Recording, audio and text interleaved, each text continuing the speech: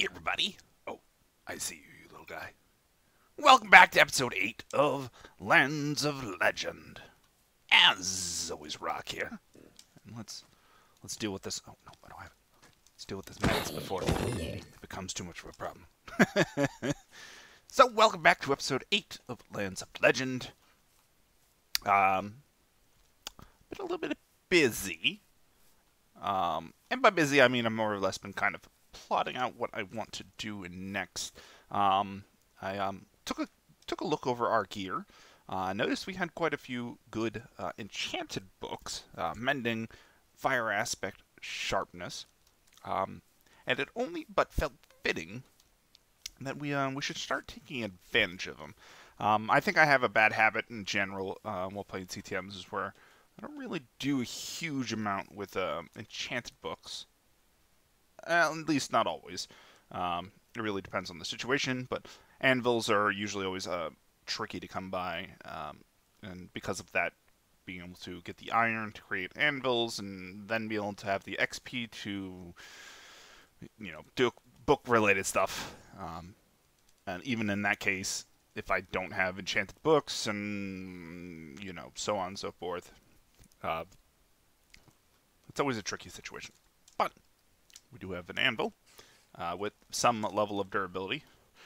We do have some enchanted books, and we do have a potentially good sword that we can upgrade. So we have the ice blade. We have two of them, but this one is the one I grabbed. It has the same amount of attack damage as our angelic sword. So that means that the sharpness on it is increasing the damage up to 5, which our diamond sword has a base of 5. So that means we can only go up from there. So that's what I was kind of thinking with the sharpness. It would, I think, bump it up to 6 damage. The speed is sort of negligible. We can deal with it. The attack speed is plus the sweeping edge 10, which I think there's a bit of... Oh, hello. Someone was calling me. No, not right now. I think the sweeping edge 10 there is a bit of redundancy in there. Not redundancy, a bit of waste in there. I don't know. I'd have to do the math and figure out the exact values, but there is, as far as I understand, a kind of threshold where after that, sweeping edge doesn't do anything. It's kind of a null point. So, given that we've been, especially last episode, running into all the Tyrannosaurus Rexes and stuff like that, I think sweeping edge is actually going to be really useful for us. And just having something, a diamond sword specifically, because of the increased durability of it, having mending on that, throwing some fire aspect on that just for extra damage, and assuming we have enough durability on our anvil, getting the sharpness on there, it should realistically be our best weapon. That said, I also went and visited the Bedrock Island, the Health Upgrade Island, and I did find a chest that I didn't find before with a Traveler's Lantern. It gives a little bit of bonus speed. Actually, I haven't tested it to see how actually bonus of a speed it is.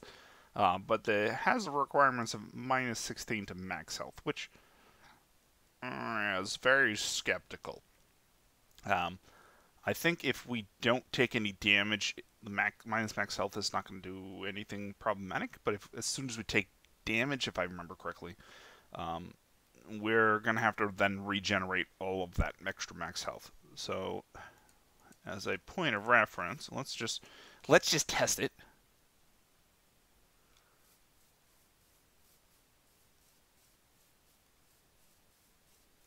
Oh, does that have to be an offhand? Oh, well, an offhand. Oh, that is some good, that's some good stuff.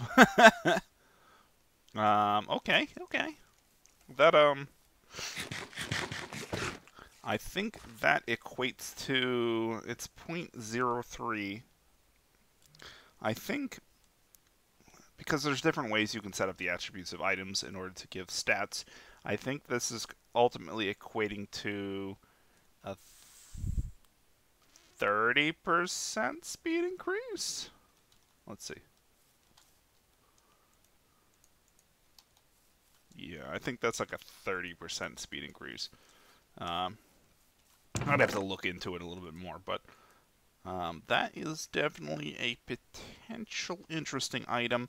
I think when we get into the higher health ranges, that could actually be a good alternate offhand item that we could use.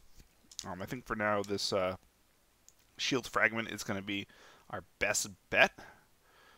But that is definitely an option. I mean, we do lose 8 health. And given that we're going to be gaining health over the course of the map, I think it's more of an endgame item. I'm not gonna dig too deep into it just yet. But before we get going to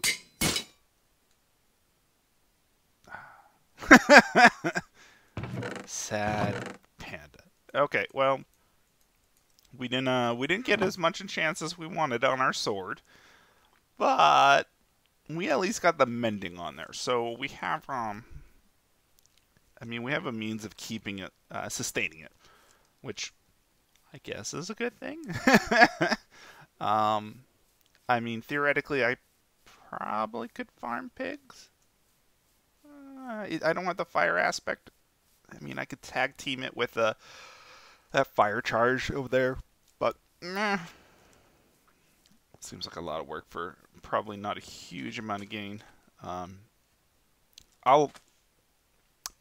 We'll gauge how much XP we're gaining as we're going.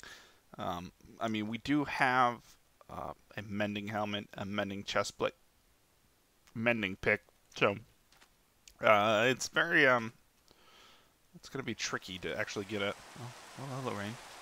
Hello, my old friend. It's gonna be tricky to get a good idea of how we can easily repair this. I think it's gonna be just killing stuff, breaking spawners, whatnot. But we'll see. So. Let's work our way that way. We've kind of been in this direction within the last few episodes. I kind of want to go around the island that way and see what we can find over there.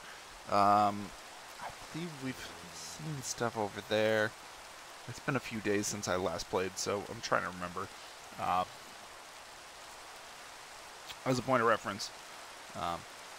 And as a note, do you, all of you, kind of enjoy this, kind of getting this point of reference of when these episodes are recorded? I've kind of been on the fence of as to whether it's pertinent information and whether it's it kind of helps all of you, or if it's just information I'm giving that really doesn't matter. I mean, for anyone who's watching in the future, post like the day it releases or multiple days after it releases, the day of when I record it doesn't really matter. But again, it could just not really matter for anyone who's watching anyways. So, what are your thoughts? Let me know.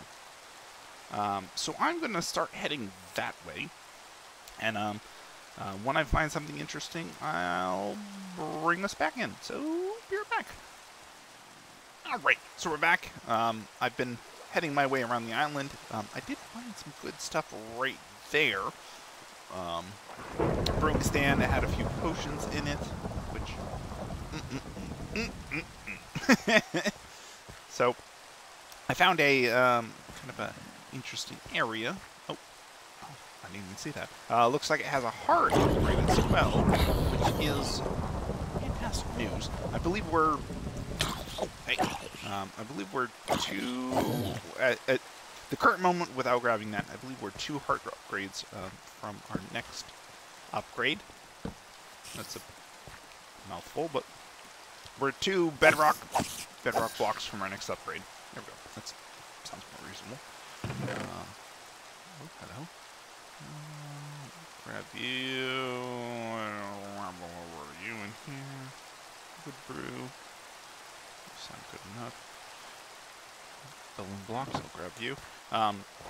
So we're currently 2 bedrock blocks from our next upgrade, which this is going to be one of the 2.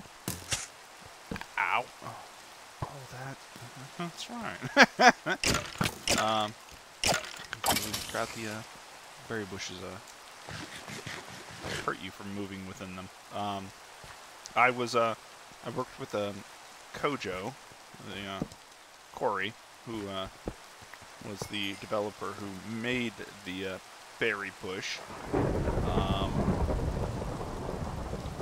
mean, I don't know who came up with the original idea for the taking damage while moving within the berry bush, but there was a lot of cooperation. So I'm not gonna try to take any credit for something I don't remember. I know there was some elements of collaboration within it, so we worked as a team, and we made something glorious.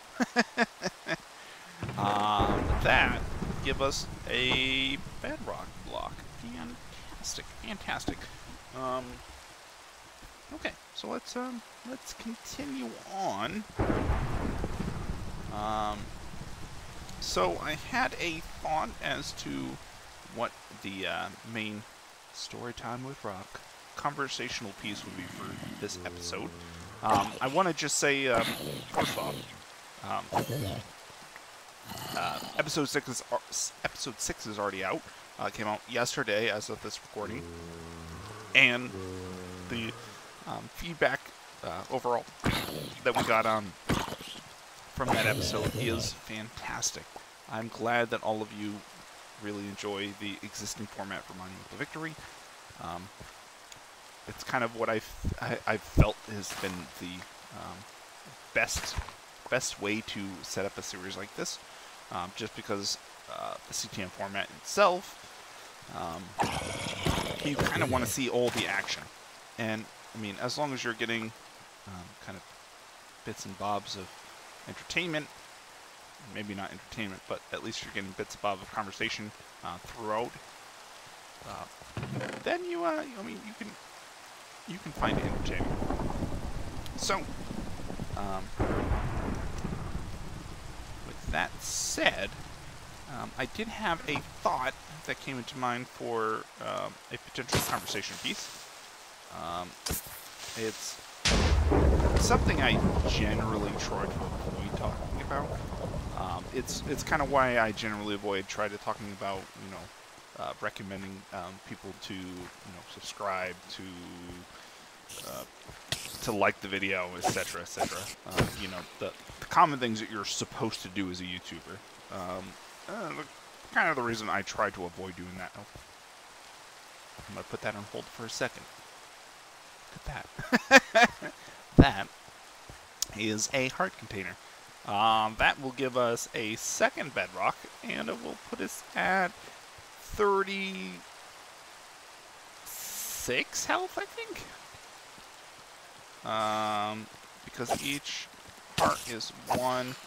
You get 2 hearts, which is 4 health. So yeah, it should be 36. As easy as it would be to swim across that. I know from the initial books we're generally recommended to not swim across the rivers, so let's head across this bridge and then over to there. But that should put us up to 36 health. Oh boy, that's a nice tasty health range. I mean, depending on what mobs we're going to be running into, I mean, that's a different story, but 36.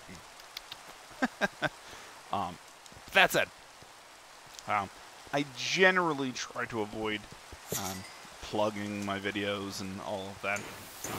I've always kind of created this channel as a means of just fun. Like, I'm making it because I enjoy it. So I try not to plug it. Come on, you little buggers. Try not to plug it. Trying to advocate for I don't know, subscribing, retweeting, etc., etc. But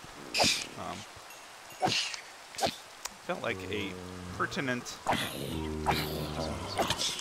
Someone's messaging me or just notifications saying something. Someone commented on the video or something. It felt kind of pertinent, given everything that's going on, to at least have the general conversation. Now, that said, don't feel obligated to do anything. Don't feel required to.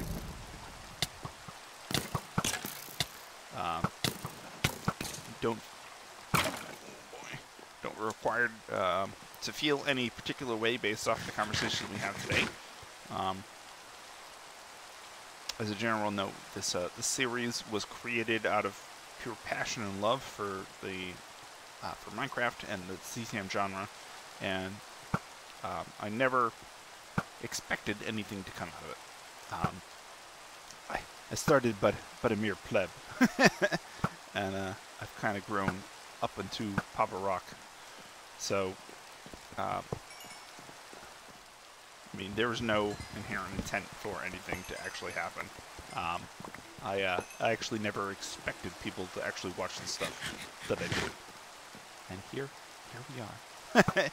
So many years later.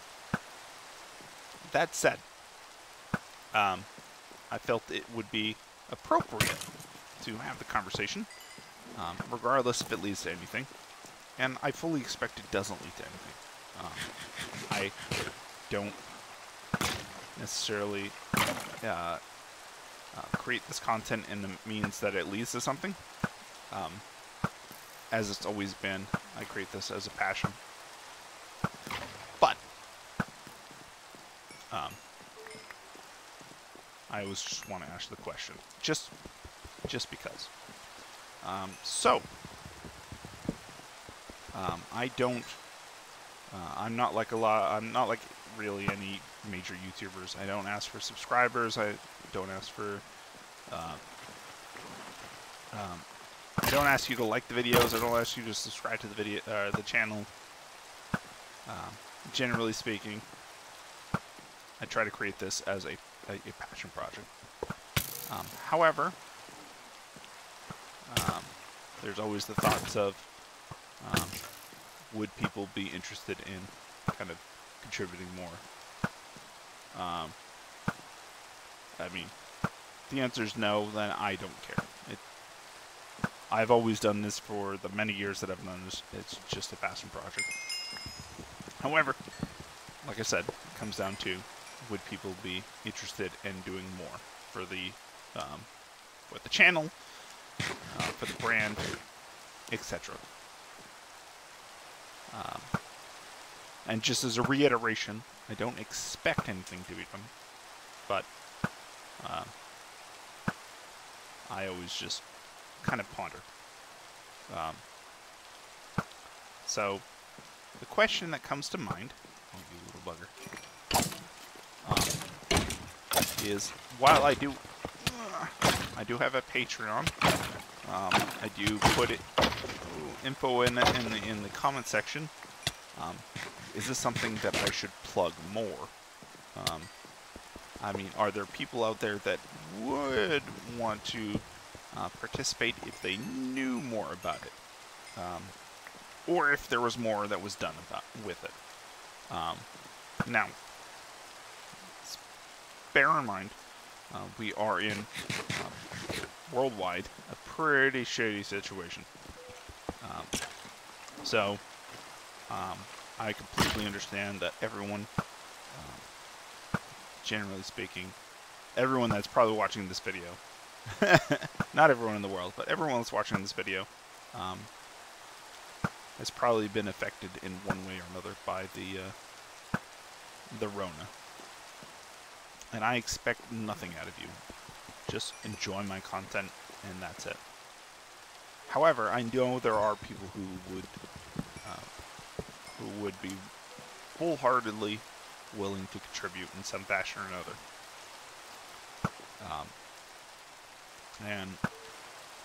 Again, that's not something I'm requiring of people. I'm going to always create this content in a manner that is free and enjoyable for everyone.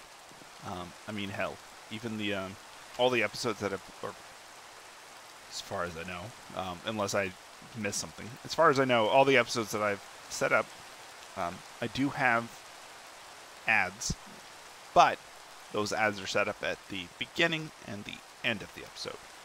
The beginning, you can't always skip, but I've deliberately set up it in a fashion that there's no mid ads. So during a whole episode, you will never be interrupted to watch an ad. I deliberately did this so people can just enjoy the episode and don't have to worry. There is an end roll ad, but generally speaking, it's not something you're required to watch, and you can just kind of skip, and I have no problem with that. Like I said, my series is kind of built on the concept of... Oh, I don't know if you heard that, but it's a very, very thundery day. My series is built on the concept of I'm doing this because I love CTM. I want to... Ooh, hello. I want to give back to the community. So it's never really been about money or anything like that. It's always been about I'm doing this because I actually enjoy CTM. So, there we go. I heard that ghast. Where are you, you dirty bugger? Okay, you're that direction. I'm going to get away from you. So that said, what are all your thoughts on that? Should I be plugging means of monetization more? I mean, I know obviously, again, we're in a very awkward time within the world.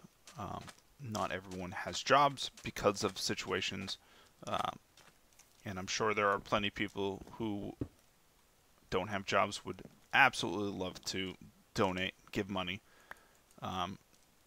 But do I have the yellow portal? I do not. Well, well, well.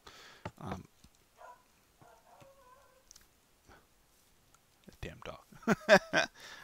But that's I mean, should I attempt to, or should I more readily encourage, oh, there we go. Should I more readily encourage the promotion of my series? I mean, in the ideal world,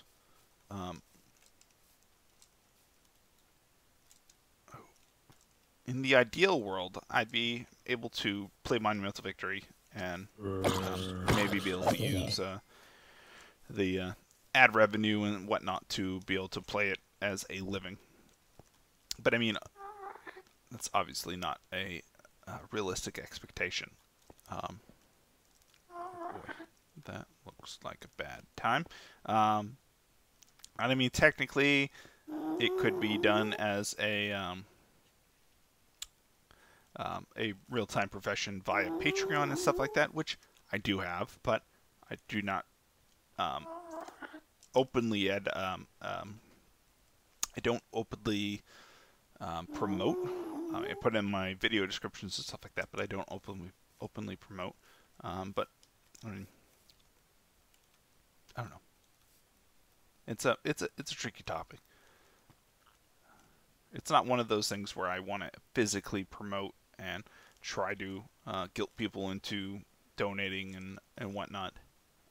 But it's one of those things where it's, if there's enough people interested in doing so that just didn't know there was an option for it, that it could be a potential full-time kind of thing. I mean, that does potentially lead to more content, as I don't have to worry about my time being spent in other means, aka my existing temp job, to hold me over. I don't know. I'm not trying to advocate anything or promote anything. I'm just trying to have a general conversation. And let's see what this says. If you aren't using the guidebook but still want a somewhat balanced experience, choose the path to the left through Hell on Earth and complete all areas completely accessible until you reach a small way beside a river divided by the Grand Pasture. I recommend exploring everything on this side of the wall, and then returning here and heading to the Elder Canyon and beyond. Oh, and I don't recommend entering the jungle even if you see it. Aha! I accidentally tabbed out. Okay, so the recommendation is that we head to this left direction here. Oh boy, that looks...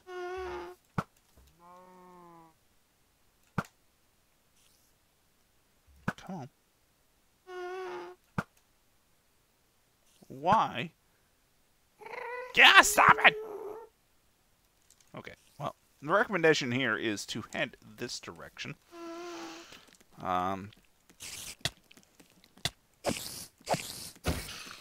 Doesn't look terrible. We do have 2 bedrock on us right now, which means we should absolutely not be here. We do have this, was it yellow teleporter over here? Let's go ahead, teleport out of here real quick, head up the teleporter area, which I think is close to orange. Yeah, I think it's orange. And we'll decide what to do from there. I think we've been going for a while, so I think this is going to be one of those less productive episodes. But given last episode with the 3 monument objectives that we got, I think we can. Oh, why am I in this way? I think we can take a short break. The completion of stuff within an episode. So let's get over here real quick, and get that upgrade. Like I believe I was saying, our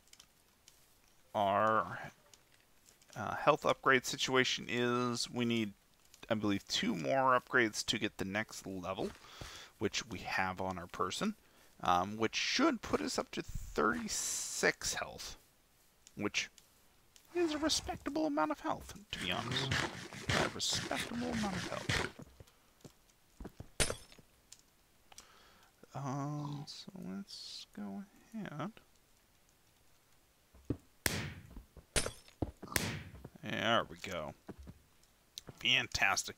Okay, so that should put us at 36 36 health, 18 hearts, but a good amount of happiness. I'm not entirely sure what the expected health pool we are supposed to have via the end of this map, given that it's quote-unquote so important that we have these extra hearts. Then I'm gathering we're probably going to have within the 3 bars of health range. So probably upwards of 30 hearts, or what's that? 40, upwards of 60 health or something like that. We'll see. Let me just double check the recording time, but I feel that we're at the end of an episode here. Yeah, a little bit less productive of an episode than last time. I mean, we did get the 2 bedrock for a health upgrade, which, I mean, realistically is a pretty big bonus. We did explore, and we found the yellow teleporter, which is also fantastic. So, I mean, we did make some accomplishments. Just, I mean, not really as much as last time, so. But that's going to do it for today, everyone. Oh. Oh.